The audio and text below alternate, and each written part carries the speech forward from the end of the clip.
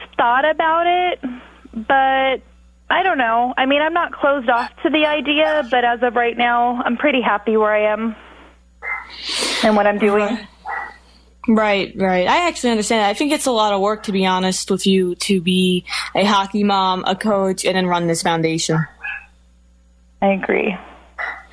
So you said that you wanted to expand outside of your community. Like, were you thinking more out of state or just more in the counties within your state? Definitely out of state. I would love to go to different states where their youth hockey isn't very big and just help build it. Now, when do you plan on doing that? Like, do you think you're going to do that within the next couple of years or so? That would be ideal, but I have no idea. I haven't even thought that far, to be honest. I guess my whole thing is, like, I feel like, when the opportunity, like, I've already put it out there that that's what I want to do, and I truly believe in timing, and I believe that once that is ready to happen, I believe that door will open up for us. I understand that completely. So my other question for you is, what is your favorite part about running this foundation? I think just really giving to the kids. I mean, I don't know, like, I've loved hockey my whole entire life, and to be able to serve the hockey community is just really, like, I don't know, it's indescribable. Like, it's a passion of mine. I love it. It's being involved. It's my family's involved. It's not just something I do by myself. Like, my better half, he's the vice president of the foundation. He runs it with me, and he just got his coaching certification, so seeing him out there learning and, coaching with the kids, like, that's, awesome. And my kids are out there, and, I have my youngest who is 2, and he loves hockey, and, working on trying to put skates on him and getting on the ice is great. And it's just something we do together, and I don't know, it's just, I can't even describe it. It's something that I truly love, and I can see myself doing it for the rest of my life. Like, if I did that full time, and that's, like, my passion and something, I pray for every day, then I'll be happy. That's amazing, honestly. And congratulations to your other half on completing that. The coaching isn't an easy thing to go through, honestly. And it is, like, honestly, coaching is like a full-time job on top of, like, working your actual job. I agree. So this foundation, you said you had 2 boys, correct? I do. We actually, between my other half and I, we have 5 kids total. He has 2 from his previous marriage. I have 1, Jake, from my previous marriage, and then we have 2 together. So we have 5 kids. I understand that, Jake playing was the reason you started this foundation, but now you're saying your youngest 2-year-old is going to get on the ice slowly over time. Do you think you'll ever change the foundation name to include that other child? No, because this is something that started with just me and my son from many years ago before I even met my other half. And that's the way you want to keep it? Yes. I understand that. I don't know if that sounds horrible or not. But nice. That will always be a special moment that you have that you can look back on with him. Yeah. So, you were talking about how you host clinics, correct? Yes. Now, how did you get coaches to volunteer their time to do this?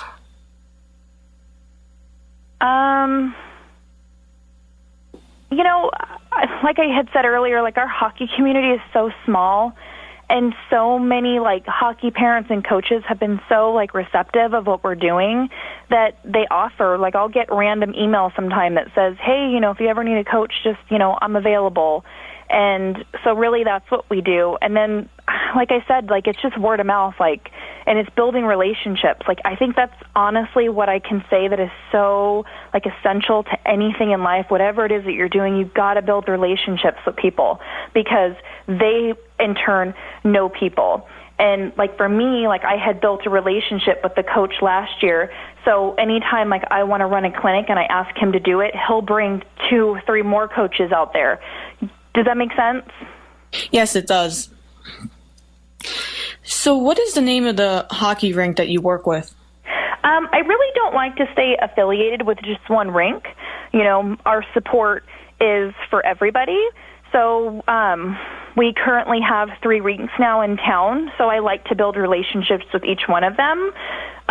We haven't really done anything at the new practice facility for the Golden Knights yet, but that is where I am planning my next free hockey clinic.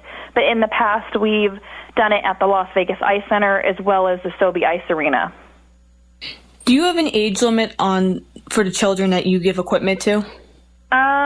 Yes. I want to say we top it out at 14, but it is open because we don't really get a whole lot of older stuff, and there really isn't a market for that. I really haven't had, a 16-year-old, parent contact me and say, hey, my 16-year-old wants to get into hockey. Will I shut the door on that? No. I would never, shut the door on that. Even if we can't provide a child or, with a full set of gear, we will give them what we can. So what was there any was there anything that happened in the organization that, I don't know, just put a smile on your face or that really stood out and that made you realize this is why I do what I do? Well, that's a good question. I got to think about it because I can't think of just one. You know what? How about you pick your favorite? I think for me, I like to make sure that I keep relationships with the families that we gear up. I always want to know their progress, how they're doing. And like I said, the hockey community here is so small that everybody knows everybody sees everybody. So for me, it's when I'm at the rink with my family, doing my family thing with my kids, because even my stepchildren play hockey. So when I'm there and I see other families that we have geared up, I always say hi, and, we always have that connection now. And so that's a really good feeling, is knowing that, I take part in this world, I guess, in a little bit, you know what I mean? That I've made a difference to people. And because of not just me, but the foundation, that we're able to open more doors for people. Because really, I don't look at it as we get the gear donations, we're just the middle people. We're just the people collecting the gear and giving it away. That's all we really do. For all our listeners out there that want to find out more about the Jake Kielb Hockey Foundation and maybe make a donation, how could they do that? We have our website. It's www.hockeyforkids.org. We are on also Facebook and Instagram and Twitter. Those are really the best ways to contact us and just kind of see what we're doing. I always try to post pictures from every event we're doing. Even if it's just a marketing event, I want people to know what we're doing. Every time we gear up a kid, I always ask the parents if I could have a picture of their kid in the gear so that I could show people, hey, this is what we're doing with the gear that you're donating to us. We're giving it away. Do you happen to have your Instagram username for our listeners? Yeah, it's Jake K Hockey. Very simple, very easy to remember. Yes. So did you ever see yourself, when you were younger, running a foundation, a foundation that helps people, not specifically hockey? No, I always thought I would get into some type of psychology field because my background is psychology. I always thought I could see myself being a counselor or working with addiction, but I never really thought that this was the avenue I ended up going in. But I love it. I wouldn't give it up for the world. I do believe that I was, put on this earth to serve people, no matter what, avenue it is, whether it's, adults, addiction, children. My heart is for special needs kids. I hope, one of my goals this next year is to have the foundation serve special needs kids, and just really be open. That's just part of the thing with my foundation is I'm open to doing whatever. Wherever it takes us is what we'll do. People always say, oh, what is it you're going to do next? And quite frankly, I don't even know what I'm going to do next. But I had somebody reach out to me the other day about doing a possible, I think it's called Rebels with the Cause, and they're looking for volunteers to come out and skate with special needs kids, and they're looking for children's gear donations. like that door was just like open to us, you know. So I'm really open to whatever really comes our way, and I believe that the more we serve people, the more doors will open for us, and the more we can serve the community and give back. Every foundation that ever existed or was ever created and currently still working today has hit a road bump, you know, in the process of either creating it or just during their services. Like everybody's hit a road bump. That's just with everybody in life.